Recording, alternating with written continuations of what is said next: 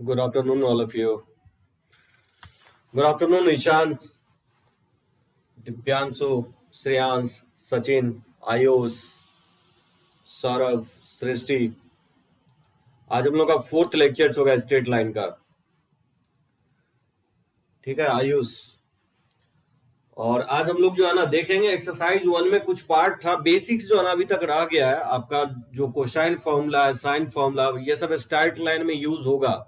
Straight line में particularly जो है ना बहुत सारे बेसिक्स है जो आज मैं कवर अप करने वाला हूं। जैसे एरिया से रिलेटेड हो गया, तो पॉइंट में और कुछ बचा हुआ है, उसके बाद हम लोग लाइंस करेंगे स्टार्ट। तो देखो आज हम लोग कोसाइन फॉर्मूला, साइन फॉर्मूला, उसके बाद एरिया कैसे फाइंड आउट करेंगे किसी भी ट्राइंगल का, ये हम लोग देखेंगे। ठीक है, उसके बाद अगर टाइम बचता है तो लोकस देखेंगे। तो देखो स्ट्रेट लाइन में जो लास्ट लेक्चर्स में मैं आपको बताया था, स्पेशल पॉइंट बताया था। ठीक है ना, स्पेशल पॉइंट किसी भी ट्राइंगल का कैसे फाइंड आउट करेंगे, उससे रिलेटेड कुछ प्रॉपर्टीज बताया था। ठीक है ना दिव्यांश। आप देखो आज कोसाइन फॉर्मूला का प्रूफ, वैसे ये एक पर्टिकुलर चैप्टर में ही देखेंगे सॉल्यूशन ऑफ ट्रायंगल में, लेकिन स्ट्रेट लाइन में थोड़ा बहुत यूज हो रहा है तो उसको देखते हैं। देखो क्या होता है कोसाइन फॉर्मूला।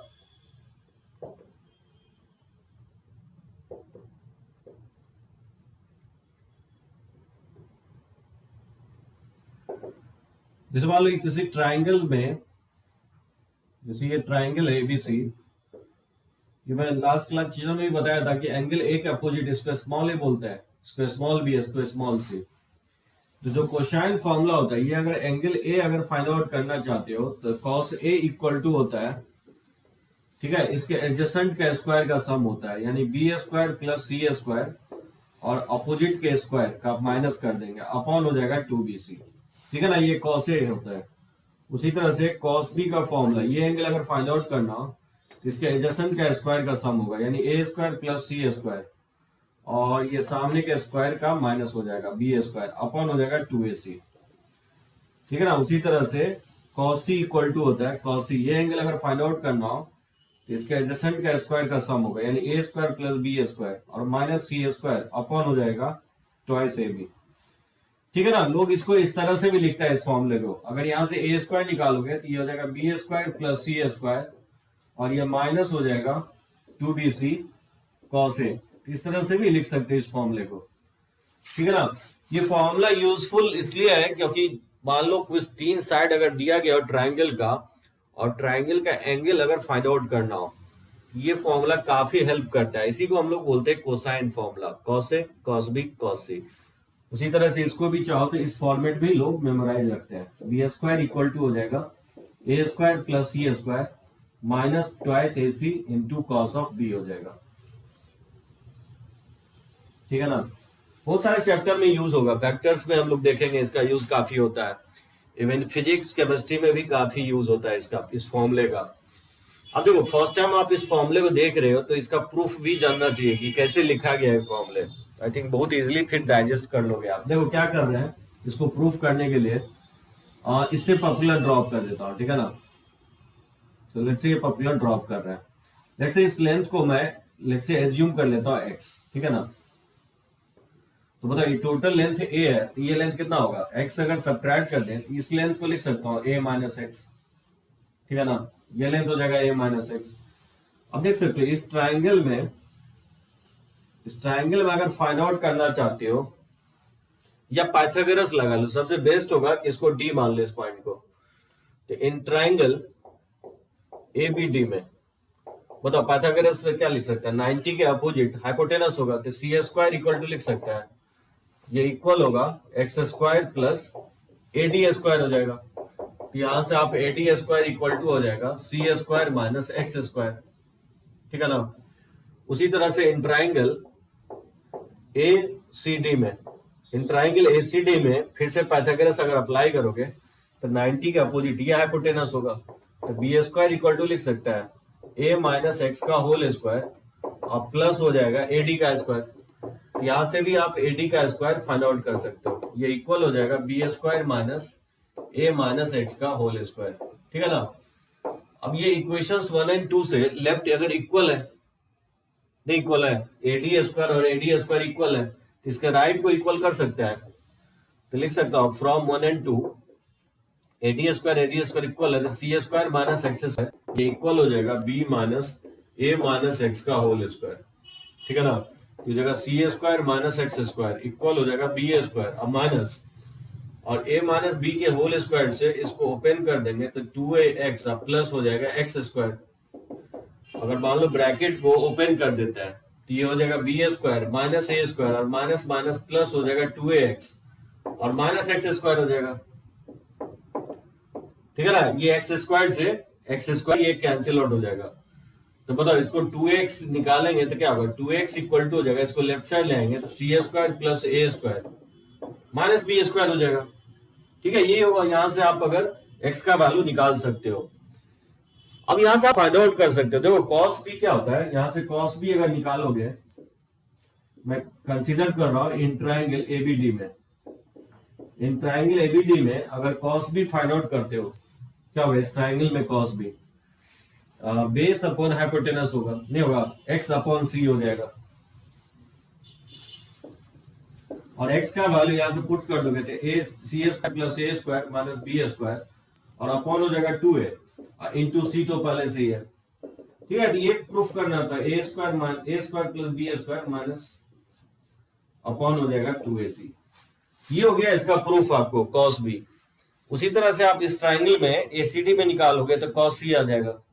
अगर cos a निकालना है तो b से पॉपुलर ड्रॉप कर दो तो cos a का फॉर्मूला प्रूफ हो जाएगा, समझे।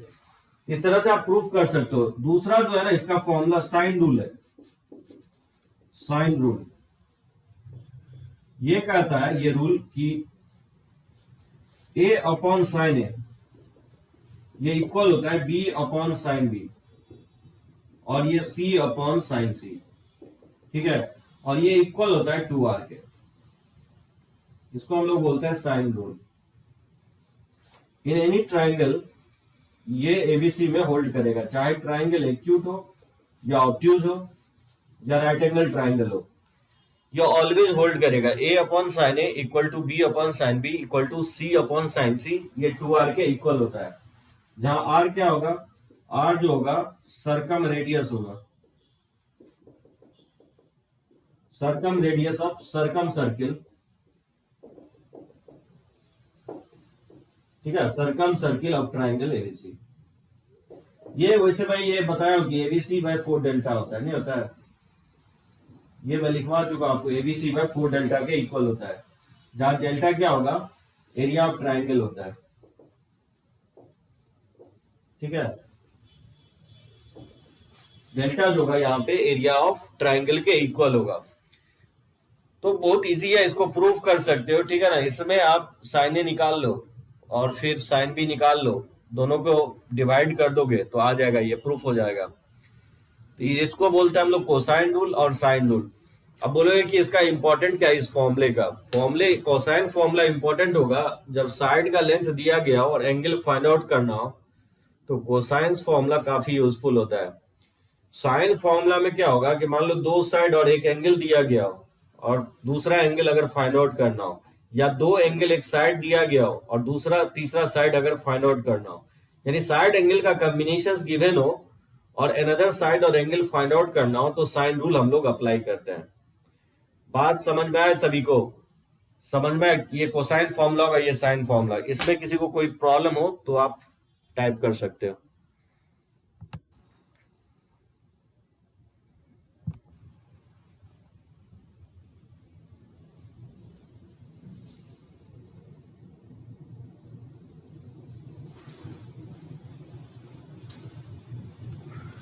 रब करें इसको।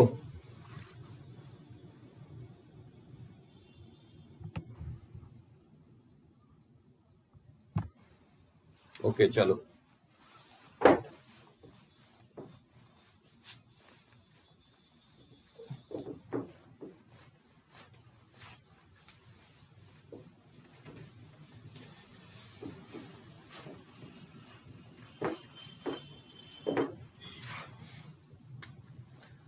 देखो जैसे मान लो ये ट्राइंगल है, ये x, ये y और ये z।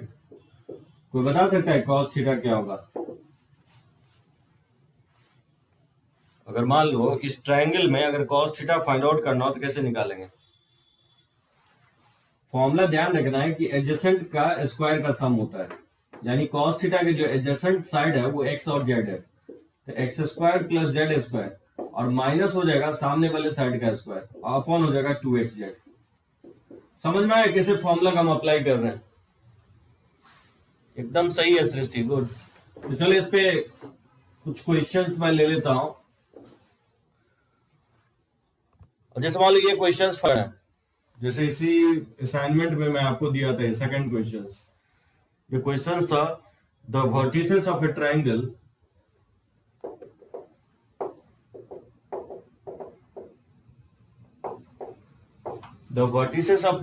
ABC are, ये 0,0 है और B है 2,-1 एंड C का कोऑर्डिनेट है 9,2। ठीक है, फाइंड cos B, ये मुझे फाइंड आउट करना है। मान लो फर्स्ट क्वेश्चन भी दे देता हूं, जैसे if line segment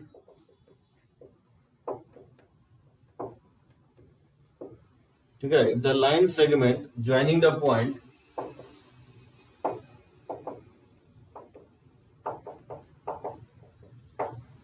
line segment joining the point px1 comma y1 and qx2 comma y2, ठीक है, subtends an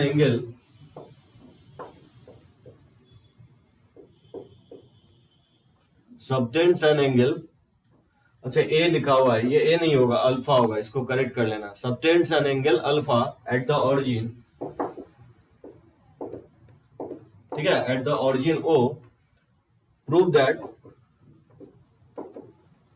मुझे प्रूव करना है कि OP into OQ into cos of alpha ये इक्वल होगा x1 x2 plus y1 y2 के। ठीक है, ये मुझे प्रूफ करना है।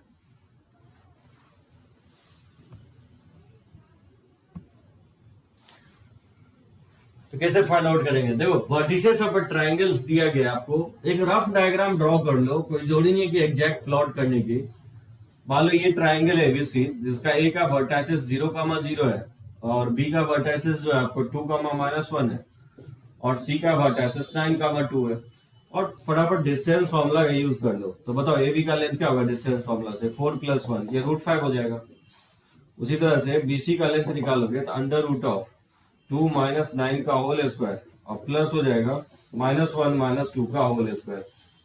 ठीक है ना, तो ये 7 49 और प्लस ये 9, ये 58 हो जाएगा। उसी तरह से AC का लेंथ फाइंड आउट कर लेंगे। AC का लेंथ क्या होगा? 81 और प्लस 4 हो जाएगा, तो √85 हो जाएगा। अब ये एंगल मुझे फाइंड आउट करना है, तो बताओ cos B इक्वल टू क्या लिखेंगे? cos B इक्वल टू हो जाएगा इसके एडजेसेंट का स्क्वायर, यानी AB स्क्वायर और प्लस हो जाएगा BC स्क्वायर और माइनस इसके सामने वाले साइड को घटा दोगे स्क्वायर करके, तो AC स्क्वायर हो जाएगा और अपॉन हो जाएगा ट्वाइस AB, ठीक है ना, इनटू BC हो जाएगा। अब इसमें सब्स्टिट्यूट कर दोगे वैल्यू, तो AB का स्क्वायर पता है, स्क्वायर करोगे तो 5 हो जाएगा, प्लस और BC का स्क्वायर हो जाएगा 58 और AC का स्क्वायर हो जाएगा 85 और अपॉन 2 और AB का लेंथ है √5 इनटू और BC का लेंथ है 58, तो नहीं आ जाएगा इसमें 85, तो -80 हो जाएगा। तो 58 में 80 अगर माइनस कर देते हो तो वैल्यू कितना आएगा? 22 आएगा with minus sign, -22 upon 2 into √5 into √58 हो जाएगा। 2 से 2 कैंसिल आउट कर दोगे तो -11 √5 इंटू √58। ठीक है, फर्दर चाहो तो सिंप्लीफाई कर सकते हो, तो ये cos B का वैल्यू आ जाएगा। यानी इसे ये कंफर्म होता है कि ट्रायंगल क्या होगा? ऑब्ट्यूज होगा, निगेटिव साइन आ रहा है। समटाइम्स ये भी कमेंट करने के लिए बोलता है कि ट्रायंगल राइट एंगल होगा कि इक्विलैटरल होगा कि ऑब्ट्यूज ट्रायंगल होगा, ठीक है ना। तो ये एक निगेटिव साइन इंडिकेट कर रहा है कि ये एंगल ऑब्वियसली क्या होगा? 90 से ग्रेटर ही होगा। इसको देखो, इस क्वेश्चन को कैसे बनाएंगे, ये भी मैं असाइनमेंट का लिया हूं, ये फर्स्ट क्वेश्चन है। If the line segment joining the points P x one y one and Q x two comma y two subtends an angle alpha at the origin, proof करना है कि OP into O Q into cos alpha ये equal होगा x one x two plus y one y two. देखो कैसे find out करेंगे, एक just एक रफ डायग्राम में ड्रॉ कर लेता हूं। जैसे मान लो ये ऑरिजिन है,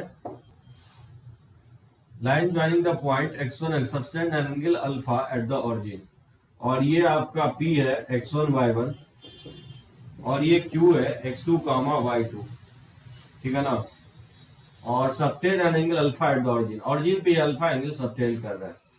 तो बताओ OP का लेंथ क्या होगा, डिस्टेंस फॉर्मूला से OP का लेंथ हो जाएगा x1 square plus y1 square, और OQ का लेंथ हो जाएगा under root of x2 square plus y2 square, ठीक है ना। और PQ का लेंथ हो जाएगा under root of x1 minus x2 का होल स्क्वायर और प्लस हो जाएगा y1 माइनस y2 का होल स्क्वायर, ठीक है यहां तक। और फिर cos अल्फा इक्वल टू क्या लिखेंगे, cos अल्फा इक्वल टू जो होगा, तो cos अल्फा जो हो जाएगा आपका एडजेसेंट साइड का स्क्वायर यानी OP square plus OQ square और माइनस हो जाएगा PQ square upon twice OP into OQ हो जाएगा, समझे। ये हो जाएगा cos अल्फा, क्रॉस मल्टीप्लाई कर दोगे तो क्या होगा, twice OP into OQ cos alpha equal to हो जाएगा OP square plus OQ square minus PQ square. अब यहां देख सकते हो लेफ्ट हैंड साइड तो आ गया, 2 नहीं है, 2 से डिवाइड कर देंगे। तो देखो यहां इसको राइट हैंड साइड को एक्सपैंड कर दो, तो twice OP into OQ cos alpha जो होगा किसके इक्वल होगा, OP स्क्वायर क्या होगा, रूट हटा देंगे, ये हो जाएगा x1 square plus y1 square, और OQ स्क्वायर क्या होगा, रूट हटा देंगे तो ये हो जाएगा x2 स्क्वायर और प्लस y2 स्क्वायर, और माइनस हो जाएगा PQ स्क्वायर। तो PQ स्क्वायर का मतलब क्या होगा, यहां से भी रूट हट जाएगा, ये हो जाएगा आपका x1 माइनस x2 का होल स्क्वायर और प्लस हो जाएगा y1 माइनस y2 का होल स्क्वायर, ठीक है ना। तो बोलो इसको थोड़ा सा सॉल्व करेंगे तो x1 square plus y1 square और प्लस हो जाएगा x2 square plus y2 square, bracket को खोल दोगे तो x1 स्क्वायर माइनस हो जाएगा x2 स्क्वायर और माइनस माइनस प्लस हो जाएगा 2x1 x2। उसी तरह से ये माइनस साइन हो जाएगा y1 square minus y2 square और ये माइनस माइनस प्लस हो जाएगा 2y1 y2, समझे। ये x1 स्क्वायर से x1 स्क्वायर कैंसिल हो जाएगा और y1 स्क्वायर से ये y1 स्क्वायर कट जाएगा, x2 स्क्वायर से x2 स्क्वायर कट जाएगा और y2 स्क्वायर से ये y2 स्क्वायर कैंसिल आउट हो जाएगा। और दोनों तरफ से 2 कॉमन लेके कैंसिल आउट कर देंगे तो नहीं आ जाएगा OP into OQ cos alpha equal to, यहां से 2 कॉमन लेके कैंसिल आउट करेंगे तो यहां बच जाएगा x1 x2 और प्लस हो जाएगा y1 y2, ठीक है। और ये मुझे प्रूफ करना था, समझे सभी लोग, आयुष, सचिन, दिव्यांशु, ईशान, इसमें किसी को प्रॉब्लम हो तो पॉइंट आउट करो। सिंपली कोसाइन फॉर्मूला दोनों में अप्लाई करना था, दोनों ही क्वेश्चंस में। और ये फॉर्मूला जो है ना ध्यान रखोगे, सिर्फ मैथ के पर्पज से नहीं, फिजिक्स में भी और केमिस्ट्री में भी यूज होगा ये फॉर्मूला।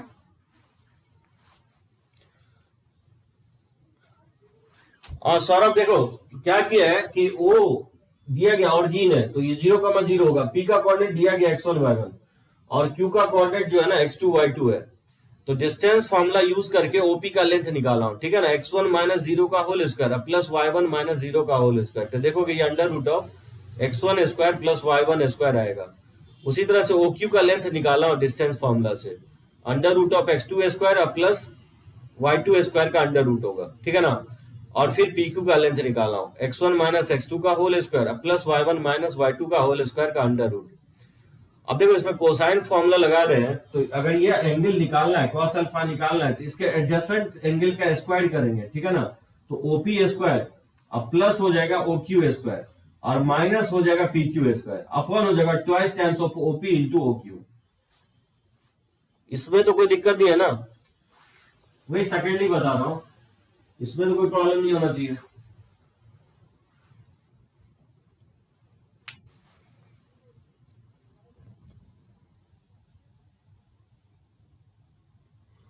ठीक है ना सचिन, कोसाइन फॉर्मूला में, ठीक है, इसको क्रॉस मल्टीप्लाई कर दिया तो 2OP into OQ cos alpha equal to हो जाएगा OP square plus OQ square minus PQ square.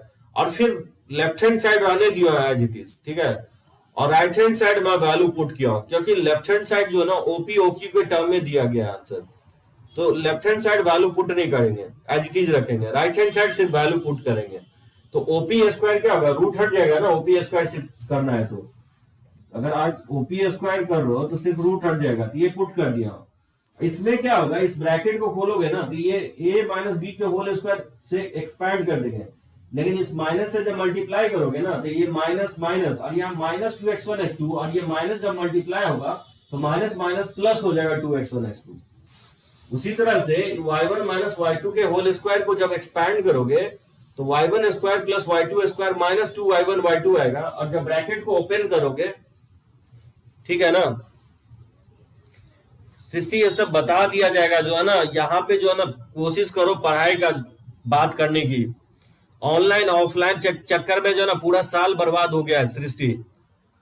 ये टाइमिंग जो है ना आपको बता दिया जाएगा, और कल से नहीं खुलने जा रहा है, जो कि इतना मतलब हड़बड़ाहट है, इसलिए कोशिश करो स्टडी की, अगर करना है लाइफ में करना है ना तो हर एक bit by bit second cross होते जा रहा है, उस टाइम को यूटिलाइज करो सृष्टि। कोई ऑफलाइन ऑनलाइन कुछ नहीं होता है, ये दिमाग की आपकी फितूर है, जो पढ़ने वाले हैं ना दिन रात पढ़ रहे हैं, क्या कर लोगे ऑनलाइन, यहाँ पे क्या कर रहे हैं हम लोग, डांस कर रहे हैं कि पढ़ाई चल रहा है ना,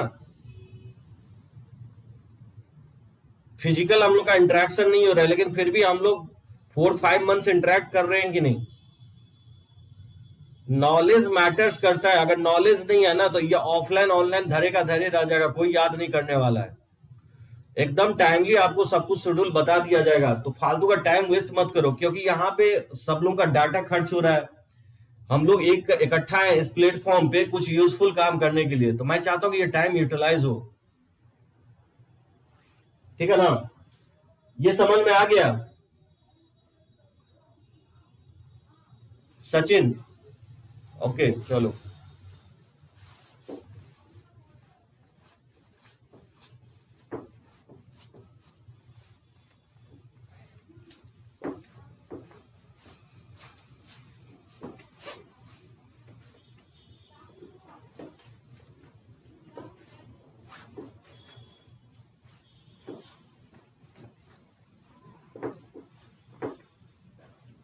आई थिंक टाइम को रिस्पेक्ट दो, जो ना टाइम को रिस्पेक्ट नहीं दोगे तो आप कुछ लाइफ में अचीव नहीं करोगे, ठीक है। अगर लाइफ में कोई अचीव किया है ना तो बहुत मेहनत करके ही अचीव करता है। स्पेशली यहाँ फालतू बात हम आधा घंटा बात करें, बताओ वो सही होगा क्या? सिर्फ पढ़ाई की बात करें, अगर आईटी करना चाहते हो तो बनो मेरे तरह, आप सिर्फ पढ़ाई की बात करो और कुछ की बात मत करो। आप 1000 क्वेश्चन डेली आप मुझे डॉट पूछो, मैं उसी सेम डे में मैं आपको जवाब दूंगा, लेकिन अननेसेसरी बातें मैं करना नहीं जानता, पढ़ाई के अलावा हम कुछ नहीं जानते हैं, और उसी से आप आगे बढ़ोगे और कोई काम का नहीं रहे कोई भी बातें। तो चलो देखो, ये कोसाइन फॉर्मूला साइन फॉर्मूला हो गया, तो बनाओगे इस पे क्वेश्चंस। उसके बाद देखो एक चीज मैं बता रहा हूं आपको डिटर्मिनेंट्स के बारे में।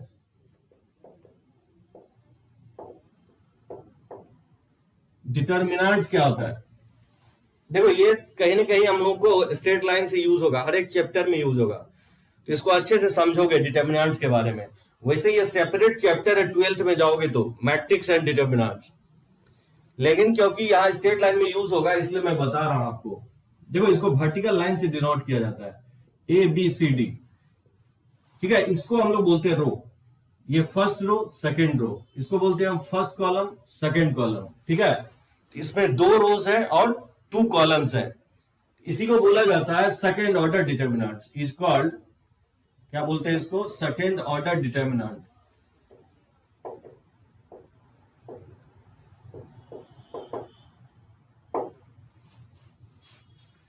ए बी सी डी, इसको इस तरह से डिनोट किया जाएगा, इसको रोज हॉरिजॉन्टल लाइन को रोज कहा जाता है, ये रो 1 होगा, ये रो 2, इसको हम लोग बोलते हैं कॉलम 1 कॉलम 2, और इसका वैल्यू किसके इक्वल होता है, तो ए बी और सी डी ये इक्वल होता है प्रोडक्ट ऑफ, ये डायगोनल के प्रोडक्ट एडी माइनस बीसी के इक्वल होता है, ये इसका वैल्यू होता है, ठीक है। एडी इसको डायगोनल बोलेंगे और इसको हम लोग ऑफ डायगोनल बोलते हैं, बीसी को एडी सबसे पहले एडी मल्टीप्लाई होगा diagonal into minus of diagonal. जैसे मैं बोलूं कि इसका वैल्यू निकालो, जैसे 2 3 5 7, इसका वैल्यू किसके इक्वल होगा?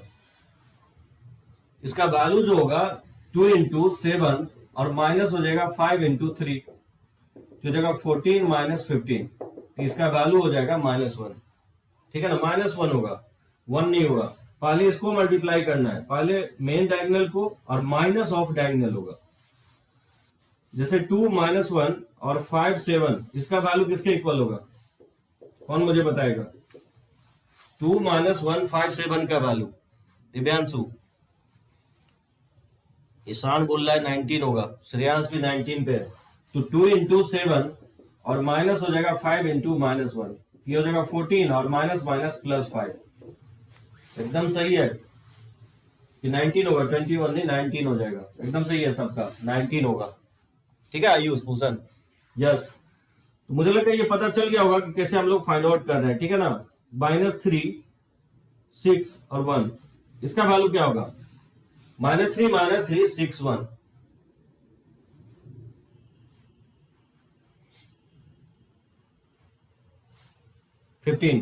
तो -3 इंटू 1 और माइनस हो जाएगा 6 इंटू -3, ये -3 और ये माइनस माइनस प्लस हो जाएगा 18, ये हो जाएगा 15। ठीक है दिव्यांश, एकदम सही है, 15 होगा। आयुष भी देखो, उसी तरह से इसको सेकेंड ऑर्डर बोलते हैं, उसी तरह से थर्ड ऑर्डर डिटर्मिनेंट्स है। आपके जो ना सब्जेक्ट में, आपके कोर्स में जो है ना, दो सेकेंड ऑर्डर और थर्ड ऑर्डर दोनों है, फोर्थ ऑर्डर नहीं है, फोर्थ ऑर्डर ऑनवर्ड्स नहीं है। तो देखो इसको हम लोग बोलते हैं, जैसे let's say A1 A2 A3, B1 B2 B3 और C1 C2 C3। रोज और कॉलम इक्वल होता है किसी भी डिटर्मिनेंट्स में ना, रोज और कॉलम इक्वल होगा। इसको हम लोग बोलते हैं फर्स्ट रो, इसको बोलते हैं सेकेंड रो, और इसको कहा जाएगा थर्ड रो। तो 3 रोज है, first column, second column, third column. इसमें 3 रोज और 3 कॉलम्स है। एकदम एकदम हाँ, एरिया में श्रेयांश हम लोग यूज करेंगे। 6 या 7 चैप्टर में जो ना डायरेक्टली और इनडायरेक्टली यूज होता है। आपको एक्चुअली याद होगा 10th में आपको एरिया रटवा दिया गया होगा, x1 x2 y1 y2 और x, जैसे x1 y1 x2 y2 और x3 y3, हाफ ऑफ आपको इस तरह से x1 y2 माइनस y3। चलो देखो, इसको बोलते हैं हम लोग third order determinants, is called third order determinants.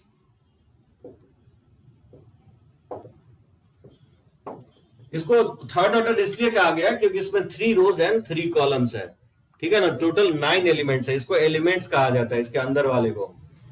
तो 2/2 को सेकेंड ऑर्डर बोला जाता है, 3/3 जो होगा थर्ड ऑर्डर होगा, यानी 3 रोज होंगे और इसमें 3 कॉलम्स होंगे। इसका जस्ट अभी एक्सपेंशन याद रखो। ठीक है ना, अगर आपको डिटर्मिनेंट्स देखना ही है डिटेल में, तो आप मेरे को देखो यूट्यूब पे जाकर के, पूरा डिटर्मिनेंट्स का लेक्चर्स अपलोड है। वैसे जरूरत नहीं है 12th में, वैसे हम लोग देखेंगे। अभी जस्ट एक्सपेंशन आपको देखो क्या होता है। ये इक्वल होता है A1। अब क्या करोगे, जो A1 जिस रोज और जिस कॉलम में है, गौर से सुनो क्या कह रहा हूं, A1 जिस रोज और जिस कॉलम है उसको डिलीट मार दो। तो बताओ ये A1 फर्स्ट रो और फर्स्ट कॉलम है, तो इसको डिलीट मारेंगे तो क्या बचेगा? B2 B3 और ये C2 C3 होगा। और साइन अल्टरनेट, यहां अगर प्लस लियो तो फिर यहां माइनस होगा, तो -A2, इसको डिलीट कर दोगे A2 को, ये हो जाएगा B1 C1 और ये हो जाएगा B3 C3। ठीक है ना, अब फिर प्लस हो जाएगा A3 first row third column में, इसको डिलीट मारोगे तो क्या बचेगा? B1 B2 C1 C2 बचेगा। ठीक है ना, तो इसको एक्सपैंड करोगे कि इसको फिर सेकेंड ऑर्डर का एक्सपेंशन हम लिखवा चुके हैं, ये हो जाएगा B2 C3 और माइनस B3 C2 और minus A2 into B1 C3 minus B3 C1 और A3 इंटू B1 C2 और माइनस B2 C1। ठीक है, तो ये 2/2 को मैं इस वाले से एक्सपैंड कर दिया हूं, B2 C3 minus B3 C2, B1 C3 minus B3 C1 और B1 C2 minus B2 C1। समझिए कैसे एक्सपैंड किया है। ये रो 1 के अलोंग एक्सपैंड किया हूं, एक्सपैंडेड अलोंग रो 1।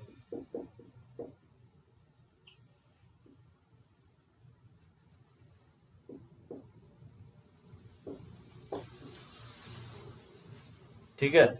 उसी तरह से आप रो 2 के अलोंग भी एक्सपैंड कर सकते हो, रो 3 के अलोंग भी एक्सपैंड कर सकते हो, कॉलम 1 के अलोंग भी कर सकते हो, कॉलम 2 के अलोंग भी कर सकते हो, कॉलम 3, यानी इस डिटर्मिनेंट के 6 के अलोंग एक्सपैंड कर सकते हो, रो 1, रो 2, रो 3, कॉलम 1, कॉलम 2, कॉलम 3, किसी के भी अलोंग एक्सपैंड करो, डिटर्मिनेंट्स का वैल्यू चेंज नहीं होगा। ठीक है। ज्यादातर हम लोग क्वेश्चंस में रो 1 के अलोंग ही एक्सपैंड करेंगे, इसलिए जस्ट आप मेमोराइज रखो रो 1 के अलोंग। अभी मुझे इतना ही जरूरत है रो 1 के अलावा। जैसे बताओ कि इसका वैल्यू क्या होगा, जैसे फाइंड द वैल्यू 1 0 2 2 3 -1 4 5 -2, इसका वैल्यू कैसे फाइंड आउट करोगे? 1 0 2 2 3 -1 4 5 -2 के डिटर्मिनेंट्स का वैल्यू मुझे फाइंड आउट करना है। ये बात सभी को समझ में आया? रो 1 के लॉन्ग एक्सपैंड करेंगे, स्टार्ट प्लस से होगा, फिर प्लस आएगा, फिर माइनस आएगा, फिर प्लस आएगा।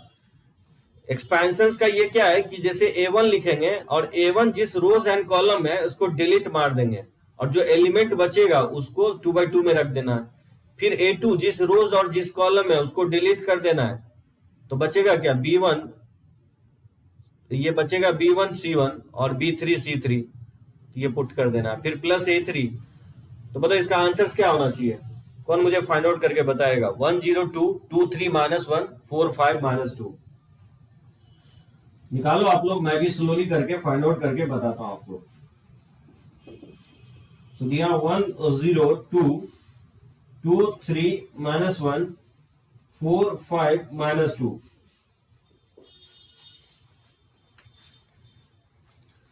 -5 बोल रहा है, देखो श्रेयांश चेक करो, जैसे 1 इंटू इस क्लोज एंड कॉलम को डिलीट करोगे तो इसको मल्टीप्लाई करेंगे, ये हो जाएगा 3 इंटू -2 और -5 इंटू -1 हो जाएगा, ये हो गया आपको 1 के अलाउंग।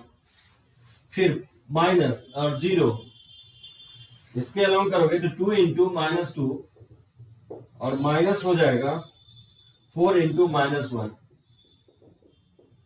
ठीक है, और प्लस हो जाएगा 2 और ब्रैकेट में खोलोगे तो ये इसको डिलीट करोगे तो 2 इंटू 5 और -4 इंटू 3 हो जाएगा, तो 2 इंटू 5 और माइनस हो जाएगा 4 इंटू 3, समझे? इसके अलाउंग एक्सपैंड करोगे तो इसको डिलीट मारोगे तो 2 इंटू 5 और -4 इंटू 3 होगा, ठीक है ना, ये 5 है।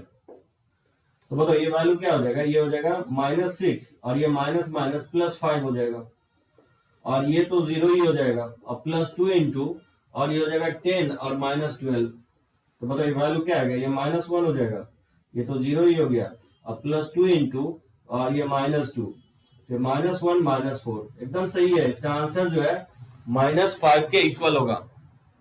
Good, very good. कौन कौन फाइंड आउट किया है सही से? दिव्यांश निकाला है, फिर दिव्यांश, सोनी, यश, आयुष, ईशान, सचिन, एकदम सही है, सबका सही है। तो चलो एक क्वेश्चन मैं और लेता हूं।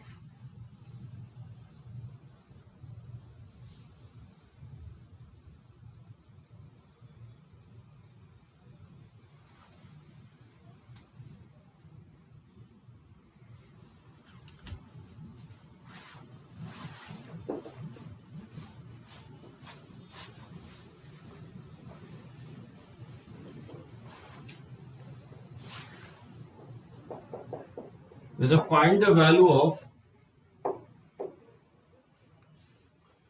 2 1 3 1 -2 6 4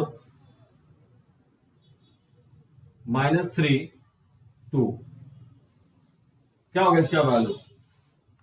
2 1 3 1 -2 6 और थर्ड रो में लिखा हूं 4 -3 2, इसका वैल्यू मुझे फाइंड आउट करना है।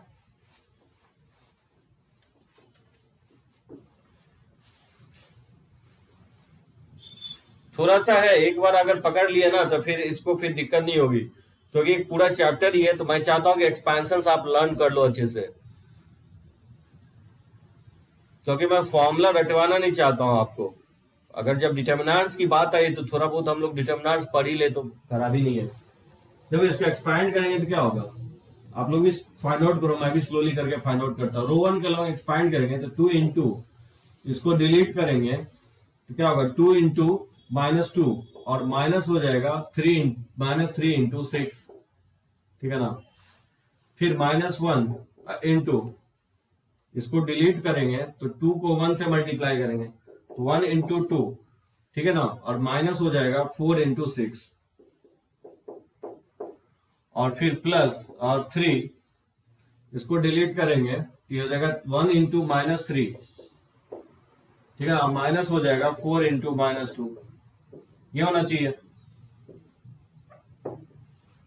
ये वैल्यू मैनिपुलेट करेंगे तो ये -4 और ये माइनस माइनस प्लस 18 हो जाएगा, और ये माइनस और ये 2 और ये -24 हो जाएगा, और प्लस 3 इंटू -3 और ये माइनस माइनस प्लस 8 हो जाएगा, तो ये हो जाएगा 2 और 4 सब्ट्रैक्ट करोगे तो ये वैल्यू 14 हो जाएगा, और ये -22 तो ये माइनस माइनस प्लस हो जाएगा 22, और ये 5 होगा और जो 3 से मल्टीप्लाई करेंगे तो ये 15 हो जाएगा, ठीक है ना। ये आपका 28 हो गया, और 22 और 15 को ऐड कर दोगे तो 37 हो जाएगा, नहीं होगा, ये 15 65 होना चाहिए। दिव्यांशु एकदम सही है, 65 होगा, दिव्यांश का भी सही है, 65 एकदम सही है, करेक्ट है। अच्छा एक फाइंड आउट करो, एक और दे रहा हूं, जैसे -1 1 -2 -3 4 -1 6 0 -2 4, ये अगर फाइंड आउट कर दिए तो समझ गए कि आप लर्न कर गए हो। 4 -2 -3 4 -1 6 0 -2 4, फाइंड आउट करो। अभी तक लगभग 4 या 5 लोग ही फाइंड आउट कर पा रहे हैं, इसको फाइंड आउट करो, मैं आता हूं 1 मिनट में।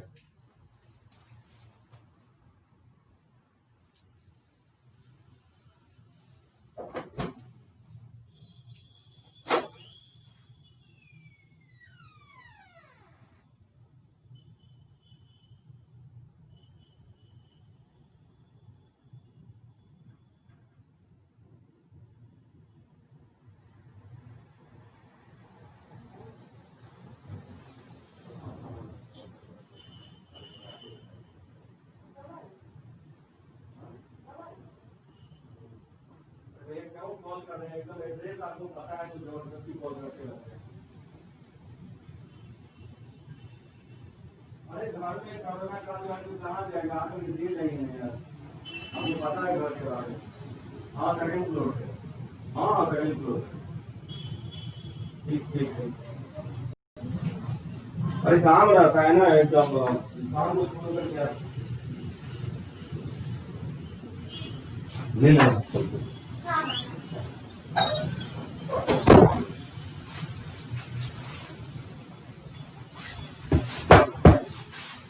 64 आ रहा है।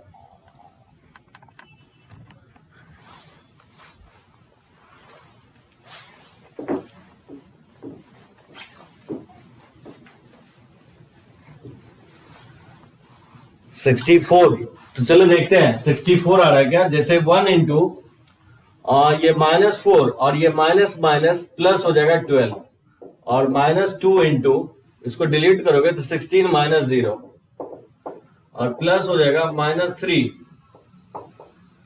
ठीक है, -3 इंटू और -8 -0, ये वैल्यू हो जाएगा 12 -8 हो जाएगा, और ये माइनस माइनस प्लस 2 इंटू 16 और माइनस माइनस प्लस हो जाएगा 24, तो 8 + 32 और प्लस 24, तो 8 प्लस ये क्या होगा 56 हो जाएगा। एकदम सही है सबका, 64 ही होगा। गुड, वेरी गुड, तो सभी लोग लर्न कर लिए, ठीक है ना। इसमें 2-3 केस होगा जो कि मैं नोट करके बताता हूं। प्रॉपर्टीज ऑफ डिटर्मिनेंट्स, जो कि जानना चाहिए। ज्यादा प्रॉपर्टीज नहीं लिखवा रहा हूं, बहुत सारा प्रॉपर्टीज है, लेकिन जो यूज होगा वो मैं लिखवा रहा हूं। If all elements of if all elements of any one row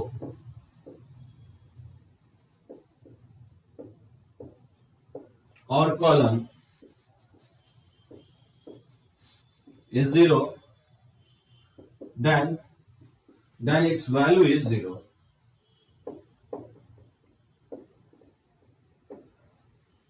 ठीक है, if all the elements of any one row or column is 0, then its value is 0.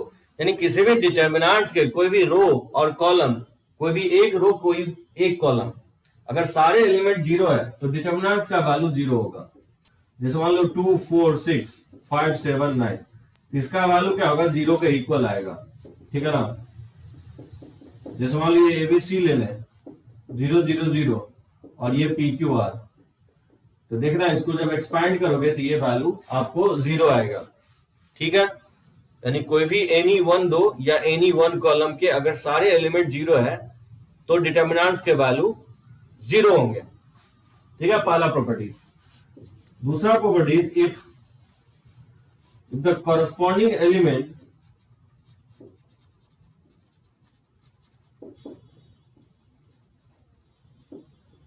of two row or two columns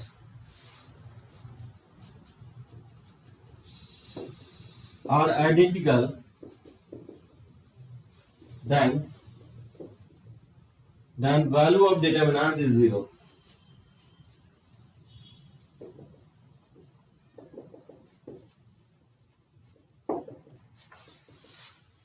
ठीक है, second properties होगा कि कोई भी दो रोज और दो कॉलम के करस्पॉन्डिंग एलिमेंट अगर आइडेंटिकल है तो भी वैल्यू इसका क्या होगा, 0 होगा. जैसे मान लो ये 1 2 3 है और एबीसी और 1 2 3, इसका वैल्यू 0 होगा. क्यों 0 होगा, क्योंकि रो 1 जो है ना रो 3 के आइडेंटिकल है. समझे, 1 2 3 1 2 3 रो 1 का एलिमेंट और रो 3 का एलिमेंट आइडेंटिकल है, इसलिए इसका वैल्यू 0 होगा. आप एक्सपैंड करके देख लेना, जब आप एक्सपैंड करोगे तो इसका वैल्यू 0 आएगा.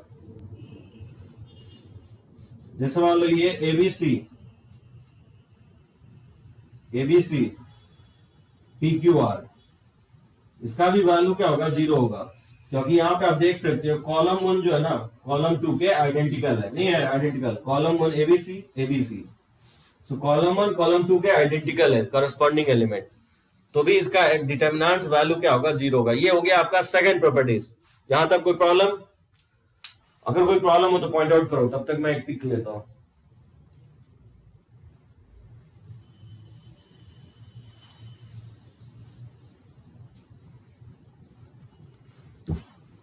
ठीक है ना, कोई प्रॉब्लम नहीं है.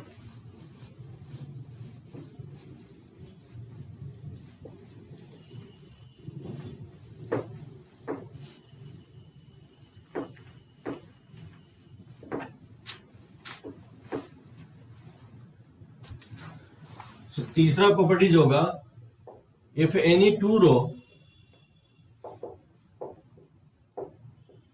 और any two column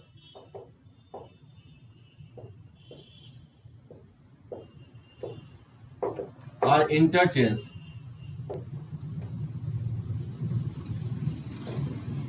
then value of determinant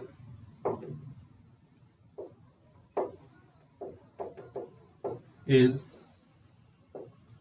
changed in sign only. अगर कोई दो रो या कोई दो कॉलम को अगर आप इंटरचेंज करते हो तो मैग्नीट्यूड में कोई चेंज नहीं होगा, सिर्फ साइन में चेंज होगा. देखो कैसे, जैसे मान लो कि एबीसी पी क्यू आर और एक्स वाई जेड ये इक्वल हो जाएगा विथ माइनस साइन ऑफ, इसको लिख सकते हो P Q R ABC X Y Z.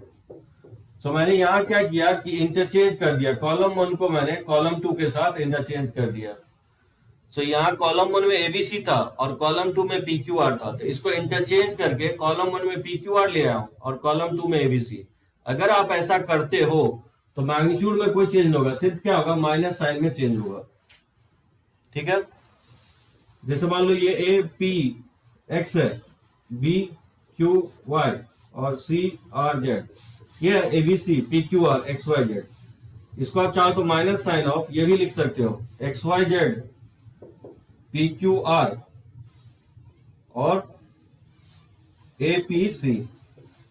सो मैंने क्या किया, कॉलम 1 को कॉलम 3 के साथ इंटरचेंज कर दिया, इसको मैंने इसके साथ इंटरचेंज कर दिया, ये बी था, सॉरी, समझे। ये एबीसी पी क्यू आर और एक्स वाई जेड, मैंने क्या किया, एबीसी को कॉलम 3 में लेके चला गया और एक्स वाई को कॉलम 1 में लेके आ गया, कॉलम 1 को के साथ इंटरचेंज किया।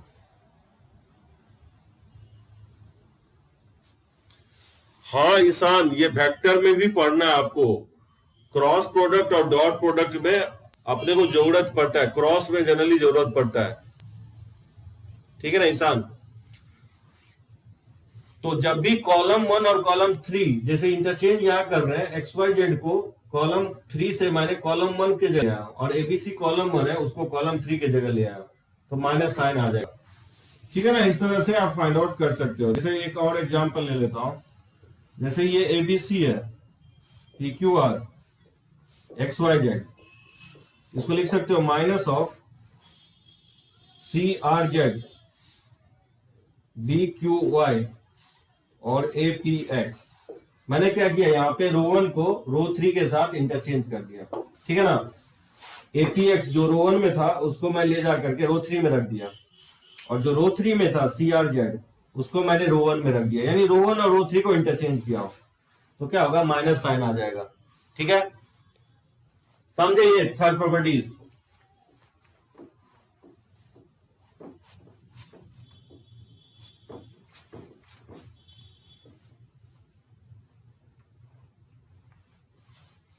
तो पहला प्रॉपर्टीज बताया कि अगर सारे एलिमेंट किसी एक रो के या किसी एक कॉलम के अगर जीरो है तो वैल्यू ऑफ डिटरमिनेंट जीरो होता है।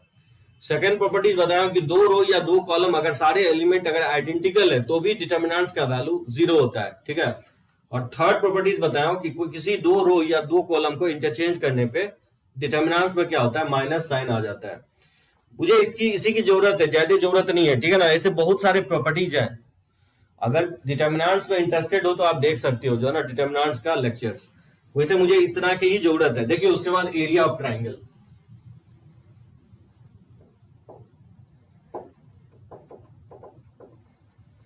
Area of triangle,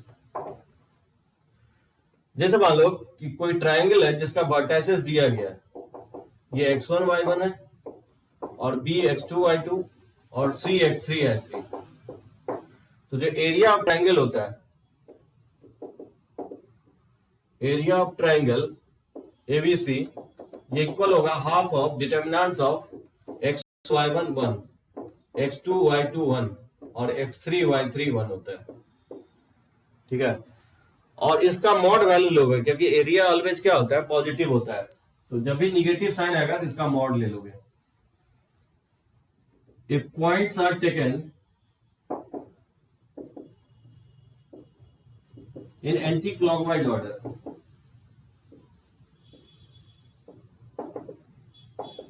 then area is positive।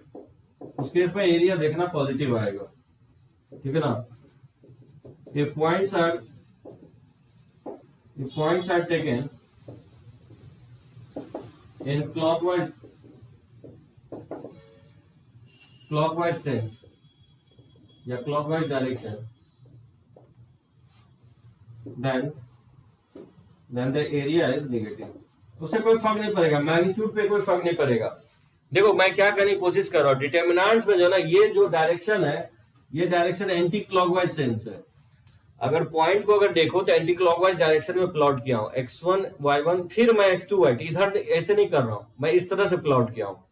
तो x1 y1 x2 y2 और x3 y3 डिटरमिनेंट्स में अगर एंटी क्लॉकवाइज डायरेक्शन मिले तो ये एंटी क्लॉकवाइज डायरेक्शन हो गया, तो एरिया पॉजिटिव आएगा। अगर क्लॉकवाइज सेंस में ले रहे हो तो एरिया निगेटिव आएगा। उससे कोई फर्क नहीं पड़ता है क्लॉकवाइज सेंस में लो या एंटी क्लॉकवाइज सेंस में, मैग्नीट्यूड पे कोई फर्क नहीं पड़ेगा। इसलिए किसी भी डायरेक्शन में लो उससे कोई फर्क नहीं पड़ेगा, मॉड ले लोगे। अगर निगेटिव आएगा तो मॉड ले लोगे, मैग्नीट्यूड पे कोई फर्क नहीं पड़ेगा। इसको प्रूफ करो कि पता है ये आपको। ये ट्राइंगल का एरिया होता है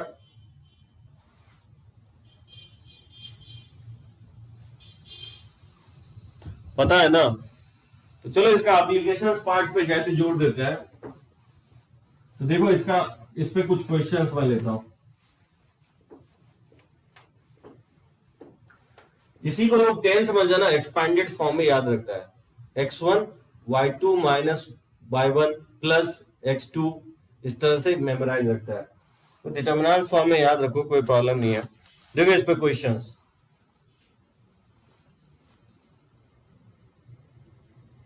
जैसे if the coordinate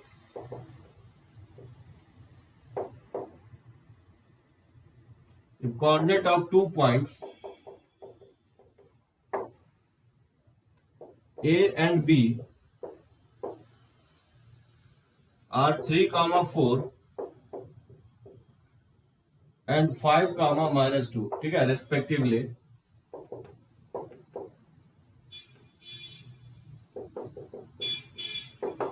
Find the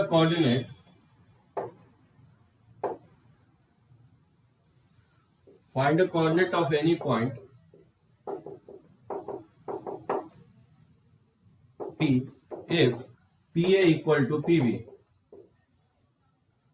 ठीक है, and area of triangle PAB जो है वो 10 है। ये मुझे फाइंड आउट करना है P का कोऑर्डिनेट।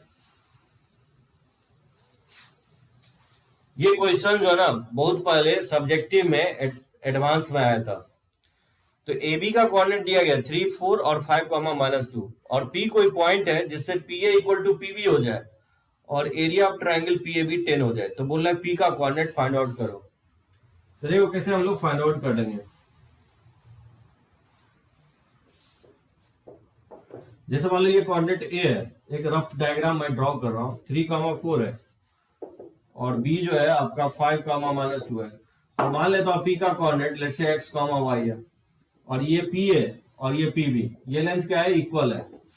तो PA इक्वल टू PB है। तो बताओ डिस्टेंस फॉर्मूला से अगर दोनों तरफ अगर इसको स्क्वायर कर दें तो PA स्क्वायर लिख सकता है PB स्क्वायर, और PA स्क्वायर क्या होगा डिस्टेंस फॉर्मूला से x - 3 का होल स्क्वायर और प्लस हो जाएगा y - 4 का होल स्क्वायर। रूट नहीं लेंगे क्योंकि स्क्वायर किए हुए हैं, ठीक है। और PB का लेंथ हो जाएगा x - 5 का होल स्क्वायर और प्लस हो जाएगा y + 2 का होल स्क्वायर, ठीक है। ये हो जाएगा x स्क्वायर - 6x + 9 और प्लस हो जाएगा y स्क्वायर - 2ab 8y और प्लस 16 हो जाएगा, ठीक है। x स्क्वायर और माइनस हो जाएगा 10x और प्लस 25 और प्लस y स्क्वायर और प्लस 4y प्लस 4 हो जाएगा। ये x स्क्वायर से x स्क्वायर कैंसिल आउट हो जाएगा और ये y स्क्वायर से y स्क्वायर कैंसिल आउट हो जाएगा। इसको लेफ्ट साइड लाओगे तो क्या होगा 10x और -6x, इसको लिख सकते हैं 4x और -8y और -4y, तो क्या लिखेंगे -12y हो जाएगा इक्वल टू, और 16 + 9 25 होगा, तो ये 25 से 25 कैंसिल हो जाएगा, तो ये 4 के इक्वल आ जाएगा। यहाँ 4 से डिवाइड कर सकते हो तो x - 3y इक्वल टू हो जाएगा 1, ठीक है ना। एक रिलेशन ये आएगा, 4 से कॉमन लेके कैंसिल आउट कर दिया, x - 3y इक्वल टू 1।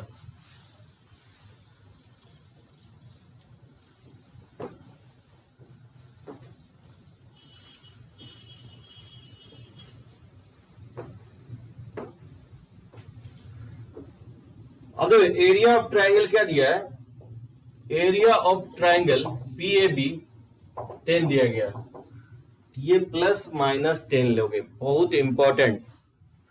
तो जब भी एरिया 10 दे तो ±10 लोगे। आप बोलोगे कि ऐसा क्यों लिया आप, +-10 क्यों लियो।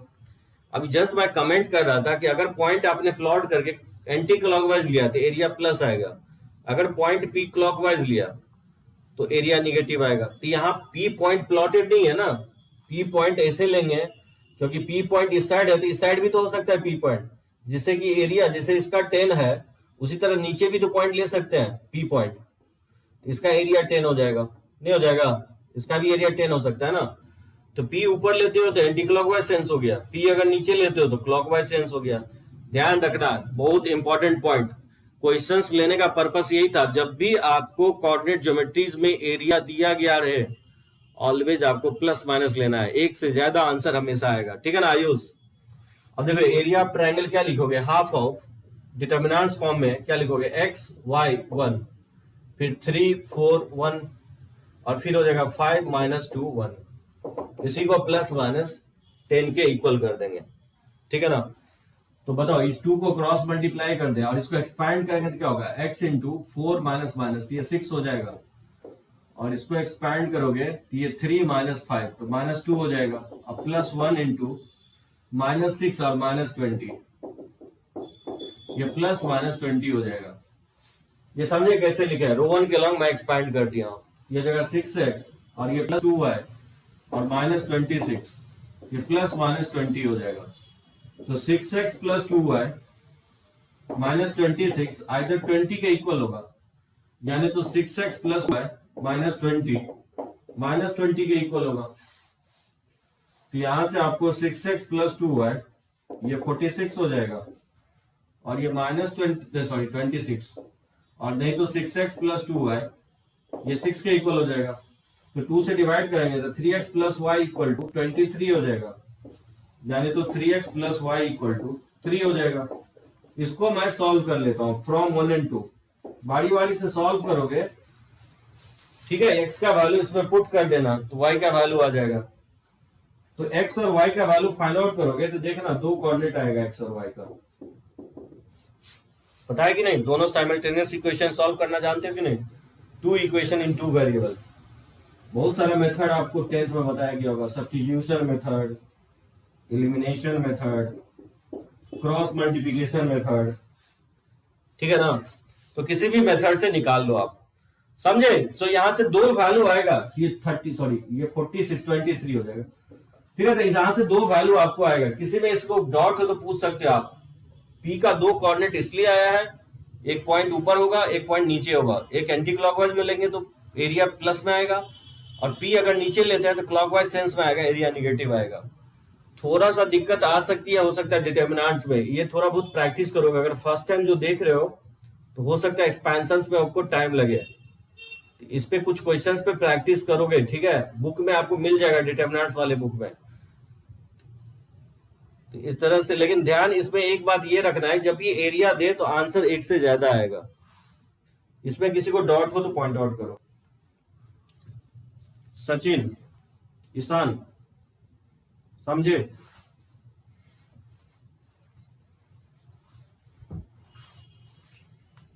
नो प्रॉब्लम ना, चलो ओके।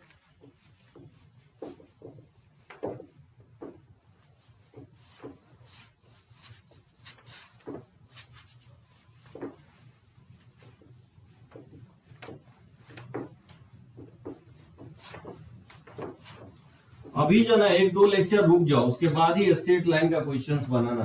हाँ, अगर कोई टेक्स्ट बुक बना रहे हो तो बना सकते हो, लेकिन मेरा जो असाइनमेंट में जो है ना मिक्स है क्वेश्चंस।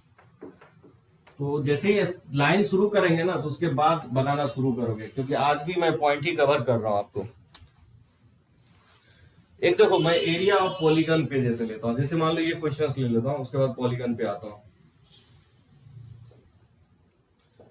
जैसे द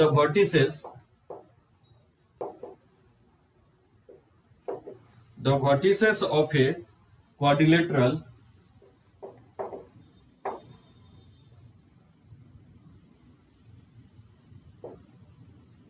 ठीक है, और 6,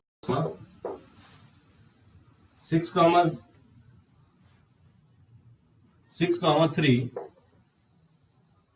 minus 3, 5,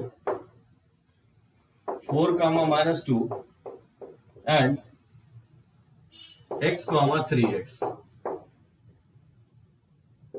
ठीक है, and are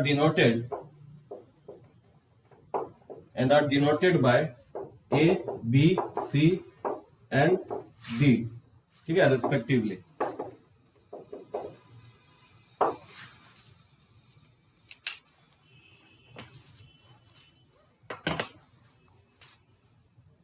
जैसे find the values of x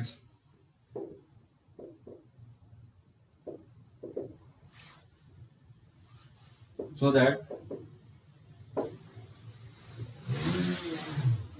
that area of triangle ABC is double the area of triangle DBC,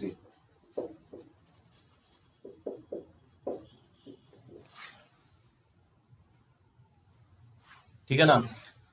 the vertices of quadrilateral are 6,3 -3,5 6,3 -3,5 4, -2, ठीक है ना, 4, -2 and x, 3x and are denoted by a, b, c, d respectively. Find the values of x so that area of triangle ABC is double the area of triangle DBC. ठीक है ना। कैसे solve करोगे और कैसे find out करोगे? ए का coordinate दिया गया आपको 6,3, बी का कोऑर्डिनेट है आपका -3,5, सी का कोऑर्डिनेट है आपको 4, -2 और डी का कोऑर्डिनेट होगा x, 3x।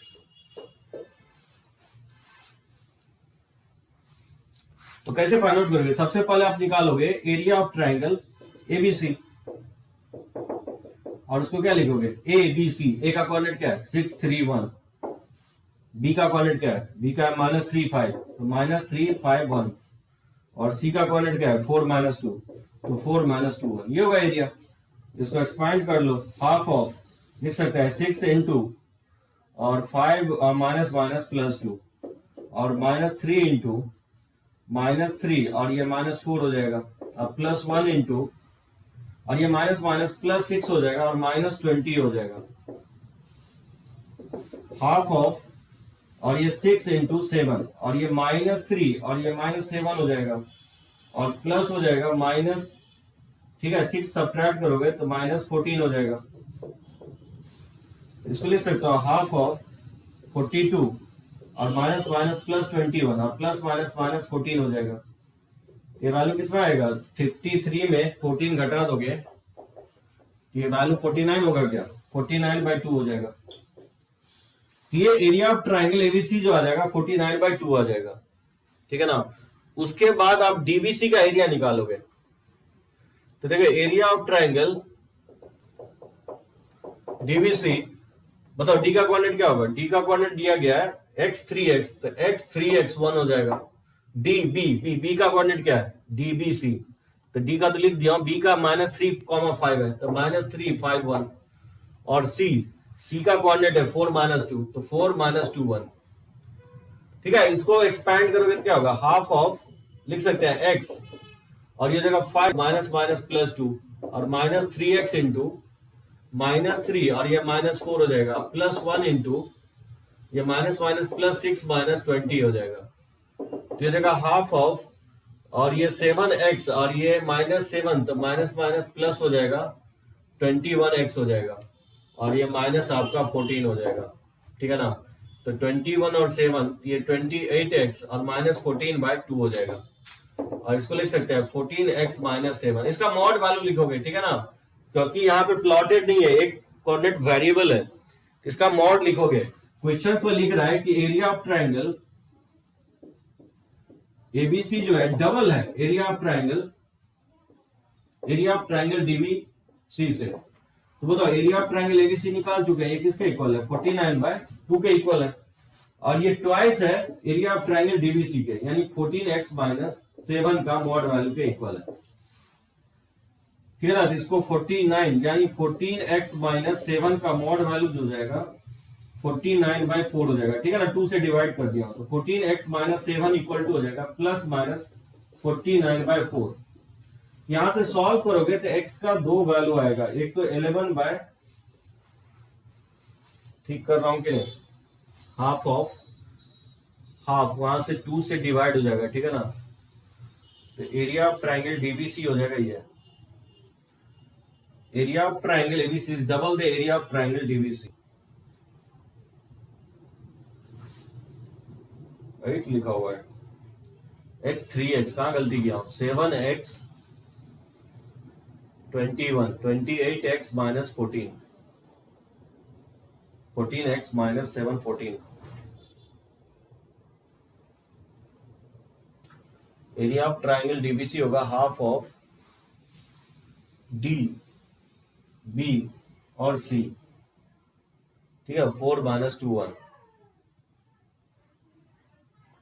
एबीसी का एरिया 49/2 है और डीबीसी का area twice times of 14x minus 7 का होल मॉड है। कहीं कैलकुलेशन गलती तो नहीं किया हूं? सही है ना कैलकुलेशन? 6 3 माइनस 3 5 1 4 माइनस 2 और x 3x।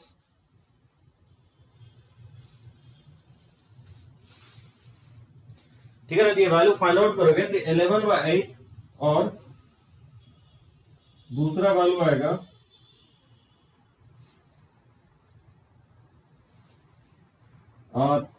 3/8 आएगा। तो दो आंसर आएगा, यहां से फाइंड आउट करना। ठीक है ना? ये दो आंसर आएगा 11/8 और 3/8 माइनस 3/8, सॉरी 11/8 और माइनस 3/8 आएगा।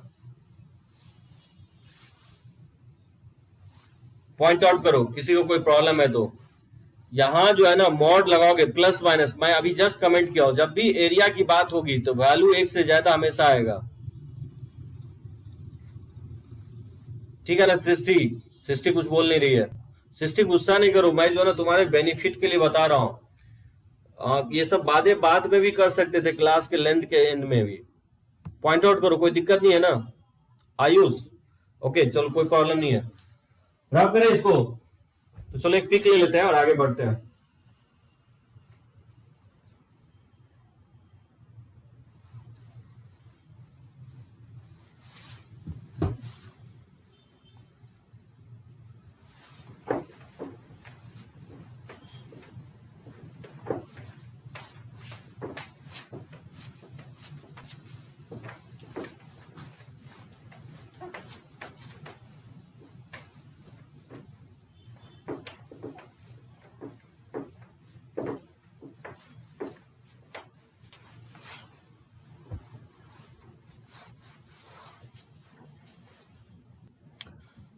अब देखो पॉलीगन का एरिया कैसे फाइंड आउट करेंगे। ये तो हो गया 3 साइडेड डायग्राम का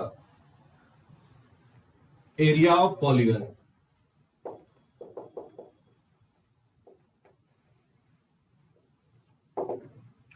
जैसे मान लो ये A1 है, x1 y1, इस टाइप से बहुत सारे साइड हो सकता है।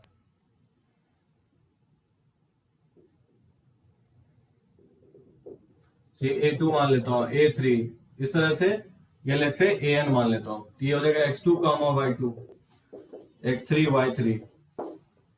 ठीक है? इस तरह से फाइंड आउट कर दिया जाएंगे। लेट से ये xn y1 है। n वर्टाइसेस होगा पॉलीगन में, तो जो एरिया ऑफ पॉलीगन होता है वो इक्वल होता है half of x1 y1 x2 y2 plus x2 y2 x3 y3 plus x3 y3 x4 y4। इस तरह से लिखते जाना है, लास्ट में हो जाएगा xn yn x1 y1। ठीक है? ये होता है एरिया ऑफ पॉलीगन। मतलब ये एंटी क्लॉकवाइज में लोगे। कंडीशन ये है कि all points are plotted, all points are plotted and taken in anti-clockwise direction।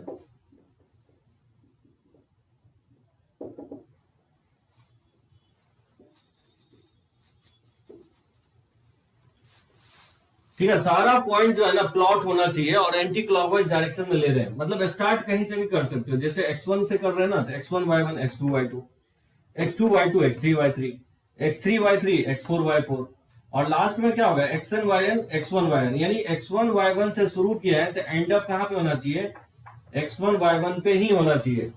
आप चाहो तो x2 y2 से भी शुरू कर सकते हो और xn y1 पे एंड अप कर सकते हो।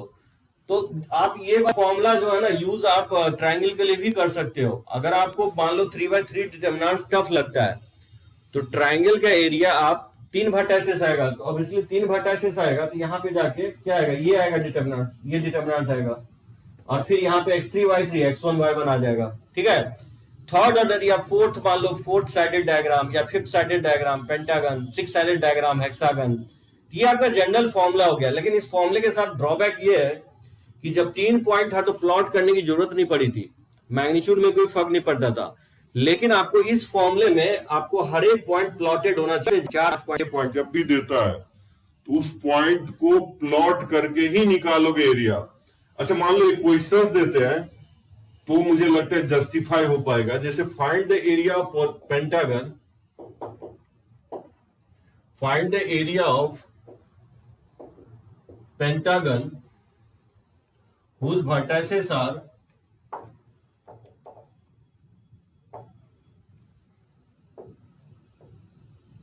इसका वर्टाइसेस है 4,3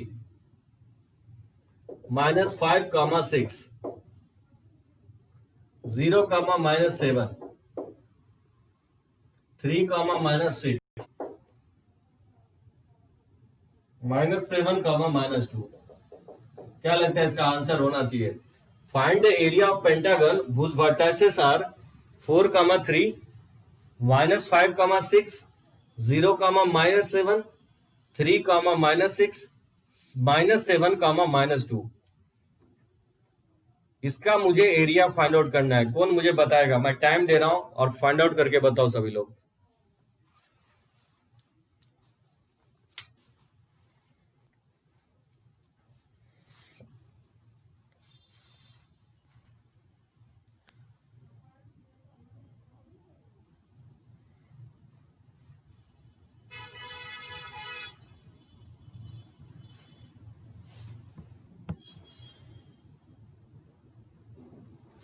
(4,3 -5,6 0, -7 3, -6 -7, -2)।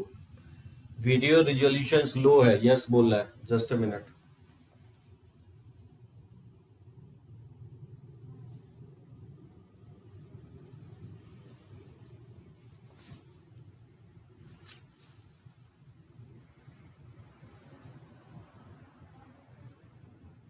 यस अब ठीक है।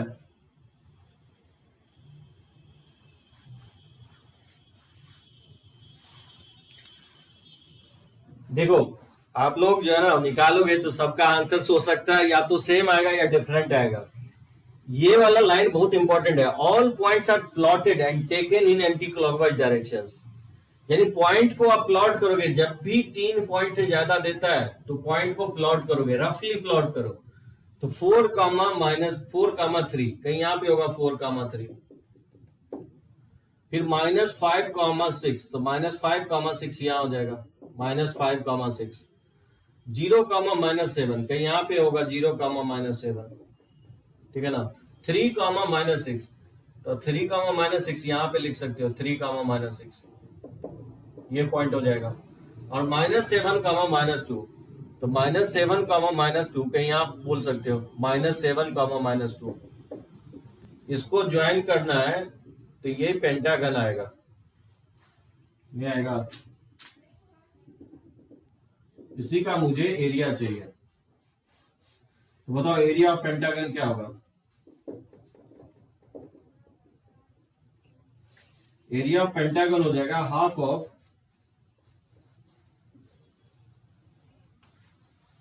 एरिया ऑफ पेंटागन जो होगा हाफ ऑफ डिटर्मिनेंट्स, ठीक है, ब्रैकेट के अंदर डिटर्मिनेंट्स। अब स्टार्ट कहीं से भी कर सकते हो आप, जैसे 4,3 है नहीं श्रेयांश 38 नहीं होगा, 38 इसका आंसर नहीं होगा।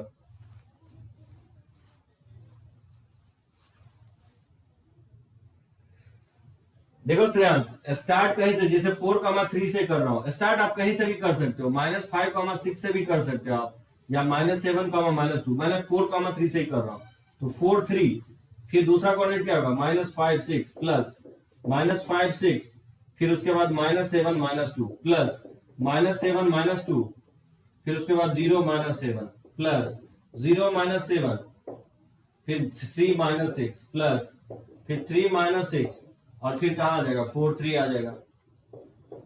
1, 2, 3, 4, 5 ठीक है। जितने वर्टाइसेस होंगे उतने 2/2 का डिटर्मिनेंट फॉर्म होगा। स्टार्ट आप कहीं से भी कर सकते हो, जैसे मैंने 4, 3 से स्टार्ट किया और रोटेट करोगे एंटी क्लॉकवाइज सेंस में। पॉइंट एक्चुअली प्लॉटेड होना चाहिए, अगर एक्चुअली प्लॉटेड नहीं है तो फिर गलत हो जाएगा। 3 पॉइंट के लिए प्लॉट करने की जरूरत नहीं है, ट्राइंगल से में प्लॉट करने की जरूरत नहीं है। लेकिन अगर मान लो क्वाड्रिलेटरल है या पेंटागन है या हेक्सागन है, 3 वर्टाइसेस से जब भी ज्यादा होगा तो प्लॉट करना पड़ेगा। क्या लगता है इसको फाइंड आउट करेंगे तो 24 और माइनस माइनस प्लस हो जाएगा 15 और प्लस माइनस माइनस से प्लस 10 और ये माइनस माइनस प्लस हो जाएगा 42 और प्लस ये माइनस माइनस प्लस हो जाएगा 49 माइनस 0 हो जाएगा और प्लस ये 0 और माइनस माइनस प्लस हो जाएगा 21 और प्लस ये हो जाएगा 9 और ये माइनस माइनस प्लस हो जाएगा 24। ठीक है ना, ये वैल्यू जो है ना 97 स्क्वायर यूनिट आएगा। मैनिपुलेट करना है इसको, 97 स्क्वायर यूनिट आएगा। आई थिंक ये बात आपको अब समझ में आ रहा होगा। All points are plotted and taken in anti clockwise directions. अगर 3 से ज्यादा पॉइंट जब भी देगा तो एक्चुअली प्लॉट करोगे, नहीं तो गलत हो जाएगा। और इस गलती से बचना है तो ट्रायंगल बना बना के एरिया भी निकाल सकते हो, लेकिन बेटर है ट्रायंगल क्यों बनाए। जब पेंटागन का फॉर्मूला दे रहा हूं तो पेंटागन के फॉर्मूले से निकालोगे। समझे सभी लोग इस फॉर्मूला के बारे में? और ठीक है ना, इसमें मॉड लेने की जरूरत नहीं है, क्योंकि जब आप एंटी क्लॉकवाइज सेंस में लोगे तो ऑटोमेटिकली ऑलवेज ये पॉजिटिव ही आएगा।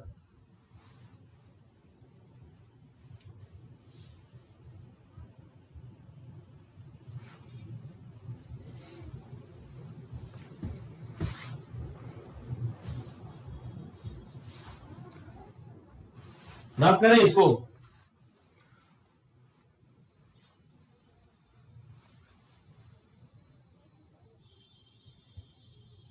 ठीक है। सृष्टि, सौरभ एकदम चुपचाप बैठा हुआ है, एनर्जी लगता है एकदम डाउन हो गया इन लोगों का। सृष्टि, सौरभ,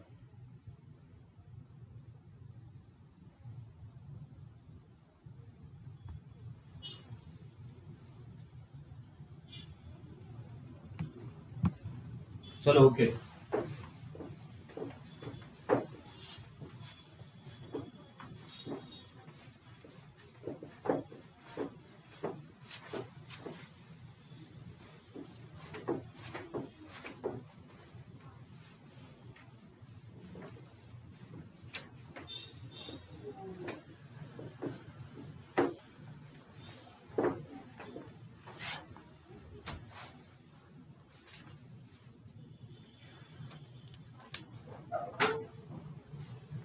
जैसे find the area of quadrilateral whose vertices are जैसे 2, 5 -2, -3 -3, 1 एंड 5, -2। क्या होना चाहिए इसका आंसर? होपफुली आप इसका बता दोगे, क्योंकि इस टाइप का क्वेश्चन फाइल ले लिया। Pentagon quadrilateral, find the area of quadrilateral vertices are 2, 5 -2, -3 -3, 1 and 5, -2।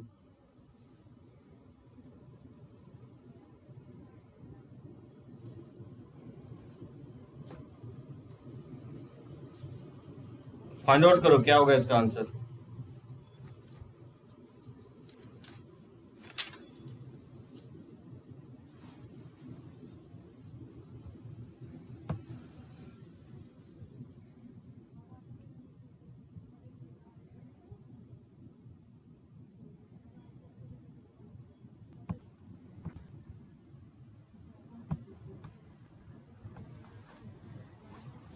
तो एक्चुअली प्लॉट करोगे आप, ठीक है ना।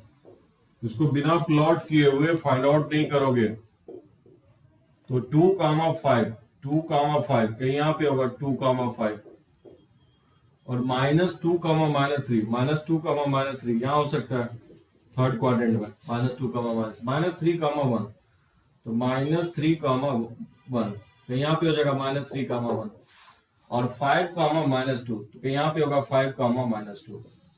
ठीक है ना, इसी को ज्वाइन करेंगे तो ये क्वाड्रिलेटरल बनेगा। इसका मुझे एरिया चाहिए। क्या होगा इसका एरिया? हाफ ऑफ, कहीं से भी स्टार्ट कर सकते हो, जैसे -3, 1 से ही कर रहा हूं और ये रोटेट करोगे इस डायरेक्शन में, तो -3, 1 -2, -3 और प्लस हो जाएगा -2, -3 5, -2 प्लस 2 और फिर 2, 5 हो जाएगा और +2, 5 -3, 1, ठीक है। समझे? -3 से स्टार्ट किया इस तरह से एंड अप करोगे, -3 पे जाके एंड अप करोगे, क्योंकि -3, 1 से शुरू किया है और -3, 1 पे जाके एंड अप करेंगे। तो बताओ इसको सिंप्लीफाई करोगे तो क्या होगा, 9 माइनस माइनस प्लस 2 हो जाएगा, और प्लस हो जाएगा 4, और माइनस माइनस प्लस हो जाएगा 15, और फिर ये हो जाएगा 25, और ये माइनस माइनस प्लस हो जाएगा 4, ठीक है, प्लस हो जाएगा 2, और माइनस माइनस प्लस हो जाएगा 15। बोलो इसको ऐड करोगे तो क्या होगा, 2 ऑफ ये 11 हो जाएगा, प्लस ये 19 हो जाएगा, प्लस ये 29 हो जाएगा, प्लस 17 हो जाएगा। इसको ऐड अप कर लो, 19, 18, 2, 3 और 11 और 17, 16, 66 आएगा, यानी 33 स्क्वायर यूनिट आएगा। 38 आ रहा है, 38 कहाँ कैलकुलेशन हम गलती की है क्या, 19, 30, 48 होगा, हाँ 76 होगा, सॉरी, ये आपका सही है, 48 होगा, 48 स्क्वायर यूनिट होगा, नहीं 48 होगा, यस गलती किया हूं, 38 होगा कि 48, 48 और 11 और 17, 76/2 हो जाएगा। अच्छा ठीक है, सॉरी 38 होगा, ठीक है ना, 38 स्क्वायर यूनिट होगा। तो एरिया जो है ना आज आपका कंप्लीट हो गया, पॉइंट बेसिकली आज कंप्लीट हुआ। इनफैक्ट ये सब जो है ना थ्योरी पॉइंट में ही आता है। तो नेक्स्ट क्लास से हम लोग स्लोप के बारे में देखेंगे, इंटरसेप्ट क्या होता है उसके बारे में देखेंगे, एंगल बिटवीन टू लाइंस के बारे में देखेंगे, ठीक है। और ऑफलाइन एज ऑन डेट आपका 4th के बाद 5th से खुल जाएगा, जिसको ऑफलाइन में चाहते हैं एकदम प्रॉपरली मैसेज आप लोगों को, ठीक है ना। तो चलो लेक्चर्स को हम लोग यहीं पे एंड अप कर रहे हैं।